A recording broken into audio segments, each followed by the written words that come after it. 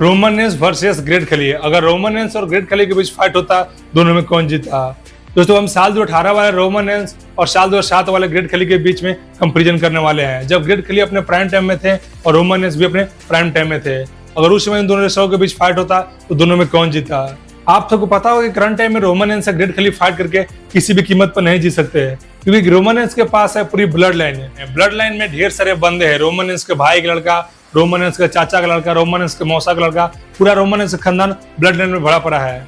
और कहीं भी रोमानियंस किसी मैच में हारते हुए दिखाई देते हैं, लेकिन बेटी जो सारा का सारा ब्लड लाइन रोमानियंस को जितवाने के लिए टूट पड़ता है। इसी वजह से करंट टाइम में कोई भी रेसलर रोमानियंस को नहीं हरा सकता है, और न ही ग्रेट खली भी करंट टाइम में रोमानियंस को हरा सकते हैं। इसलिए साल 2018 वाले रोमानियंस और साल 2007 वाले ग्रेट खली के बीच में हम कंपेरिजन करते हैं। चलिए बिना टाइम इस वीडियो को शुरू करते हैं। गाइस, सबसे पहले बात करेंगे इन दोनों रेसलरों की फिजिकल फिटनेस की, क्योंकि फिजिकल फिटनेस रेसलिंग दुनिया में सबसे ज्यादा जरूरी है। तो बात करें सबसे पहले ग्रेट खली की, तो ग्रेट खली का हाइट अपने प्राइम टाइम में 7 फीट 3 इंच था और उनका वजन 160 केजी था। वहीं दूसरी तरफ बात करें रोमानियंस की, रोमानियंस का हाइट 6 फीट 3 इंच है और उनका वजन 120 केजी है।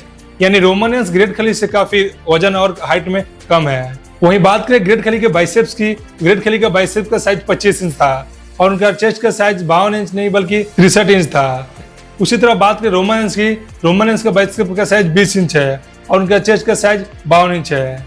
यानी इस कंपेरिजन से पता चलता है ग्रेट खली का बॉडी मैनेजमेंट रोमानियंस से कहीं ज्यादा था। अगर रोमानियंस के सामने ग्रेट खली खड़े होते तो रोमानियंस बच्चे की तरह लगते हैं। वहीं बात करें इन दोनों रेसलर की फुर्ती की, तो आप सबको पता होगा ग्रेट खली स्टार्टिंग से काफी स्लो मूवमेंट करते थे, उनको पैर में इंजरी हो गया था, इसी वजह से काफी स्लो मूवमेंट करते थे।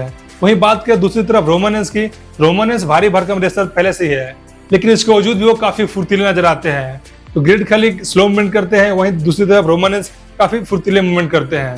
अगर बात करें अगर एक रिंग में रोमानियंस और ग्रेट खली आ जाते हैं तो दोनों में कौन जीतता? दोस्तों, इन दोनों रेसलरों के बीच एक फाइट हुआ भी है, जिसमें अकेले ग्रेट खली शील्ड के तीनों मेंबर को पीट रहे थे, लेकिन तीनों शील्ड के मेंबर एक बार ग्रेट खली पर अटैक करते हैं तो ग्रेट खली थोड़ा सा कमजोर नजर आते हैं। इसी वजह से उस मैच का कोई भी रिजल्ट नहीं निकला था। लेकिन चलिए आज इस वीडियो में हम एक एग्जाम्पल समझते हैं। जब ग्रेट खली ने अपना WWE डेब्यू किया था, तो डेब्यू करते ही अंडरटेकर जैसे बड़े बड़े रेसलरों को धूल चटाना स्टार्ट कर देते हैं। अंडरटेकर को सिंगल मैच में ग्रेट खली एक पैर से पिन करके उस मैच को जीत लेते हैं। उसके बाद रेसलमेनिया में रेड मॉन्स्टर केन को भी धूल चटा कर रख दिए थे। साथ ही साथ बात करें उस टाइम के WWE के जितने भी टॉप सुपरस्टार थे, सबको ग्रेट खली ने हराया था। उस समय के वर्ल्ड चैंपियन जॉन सीना को भी ग्रेट खली ने एक पैर से पिन करके उस मैच में हरा दिया था और कई महीनों तक अनडिफिटेड रहे थे। यानी इससे पता चलता है ग्रेट खली का WWE स्टार्टिंग करियर काफी मॉन्स्टर टाइप का था, उनको कोई भी रेसलर आसानी से हरा नहीं पा रहा था। वहीं दूसरी तरफ बात किया जाए रोमानियंस की, तो रोमानियंस किसी से कम नहीं है।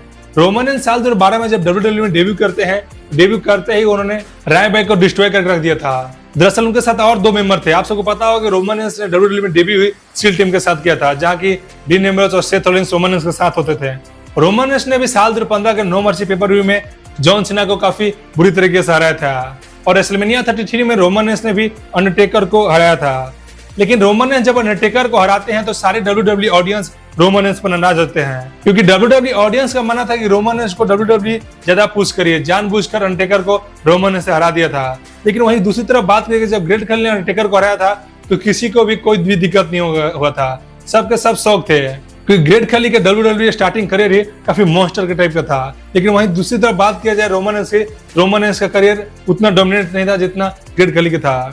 लेकिन जब रोमानियंस के बराबरी वाले रेसलर से सामना होता था तो रोमानियंस हार जाते थे, जैसे कि उन्होंने ब्रॉन स्ट्रोमन के हाथों कई बार हरा है। अगर बात किया जाए ब्रॉक लेसनर की, तो ब्रॉक लेसनर के हाथों तो उन्होंने हरा है। लेकिन वही दूसरी तरफ देखा जाए तो ग्रेट खली के सामने कोई भी रेसलर था तो उनको हरा देते थे। यानी इस कंपेरिजन से पता चलता है कि ग्रेट खली के सामने रोमानियंस आ जाते हैं और 2018 में इन दोनों के बीच मैच होता तो ग्रेट खली आसानी से रोमानियंस को हरा सकते थे। दोस्तों, ये तो मेरा है, आपके क्या है आप लोग कमेंट में बता सकते हो। तो अगर ये वीडियो आपको पसंद आया हो तो लाइक सब्सक्राइब कीजिए हमारे चैनल को। मिलते हैं बेहतरीन इंटरेस्टिंग वीडियो के साथ अगली वीडियो में, तब तक के लिए गुड बाय।